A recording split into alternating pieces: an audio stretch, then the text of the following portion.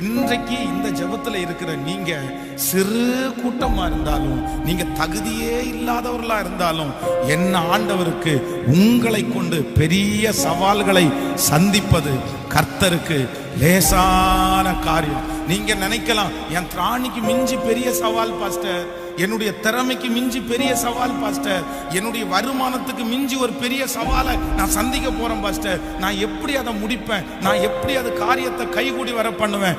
நீங்க அஞ்ச வேண்டாம். கொஞ்சமா இருந்தாலும் அநேகமா இருந்தாலும் உதவி செய்வதே என் கர்த்தருக்கு லேசான காரியம். 318 பேரை கொண்டு 4 ராஜாக்களை முறியடிக்க முடியுமானால், உங்களுடைய பலவீனமான பிள்ளையை கொண்டு அந்த காரியத்தை செய்வதற்கு என் கர்த்தரால முடியும்.